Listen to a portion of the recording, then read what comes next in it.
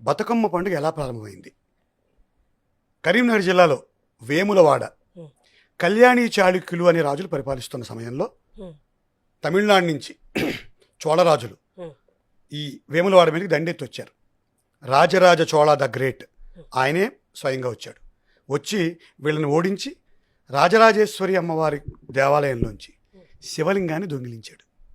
ఆ శివలింగాన్ని తంజావూరుకు తీసుకెళ్ళి ఇప్పుడు ప్రపంచంలోనే గొప్ప టెంపుల్గా భాసిల్లుతున్న బృహదీశ్వరాలయంలో ఆ శివలింగాన్ని ప్రతిష్ఠింపజేశాడు.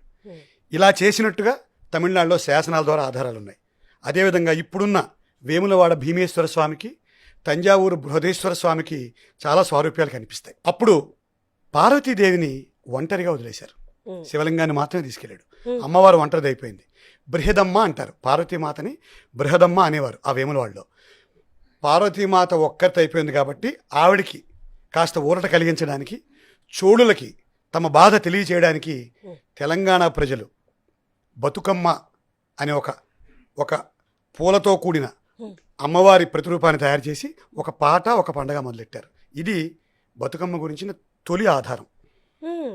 బతుకమ్మ అంటే పార్వతీదేవి, గౌరీమాత. గౌరీ. అలాగే మరొక చోళరాజు 100 మంది కొడుకులు పుట్టి చనిపోయారు. అమ్మవారిని కూతురుగా పుట్టమని కోరుకున్నాడు. ధర్మాంగదుడు అతని పేరు.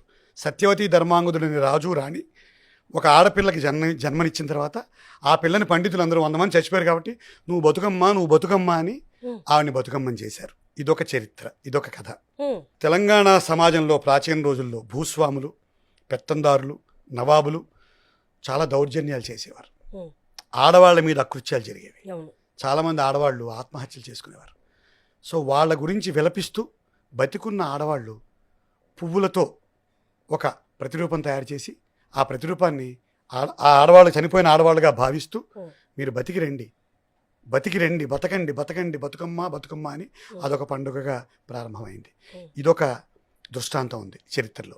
ఇలా చాలా కథలు ఉన్నాయమ్మా. బతుకమ్మ పండుగ ఎలా మొదలైందంటే ఇప్పుడు మీకు 3 చెప్పాను. 4వది ఏదైతే దసరాల్లో మహిషాసుర మర్దిని అమ్మవారు మహిషుణ్ణి వధించిన తర్వాత విశ్రమించి నిద్రపోయింది. ఆవిడ మహిషాసురుని చంపేసి నిద్రపోయింది.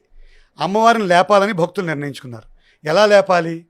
పూలతో అమ్మవారి ప్రతిరూపాన్ని తయారు చేశారు. గౌరమ్మ ప్రతిరూపాన్ని, పార్వతి అనండి, అమ్మవారు అనండి, లేకపోతే దుర్గామాత అనండి, ఆ ప్రతిరూపాన్ని తయారు చేసి పెద్దగా పాటలు పాడుతూ అమ్మవారిని నిద్ర లేపుతారు. ఆవిడ విజయదశమి నాడు నిద్రలేస్తుంది.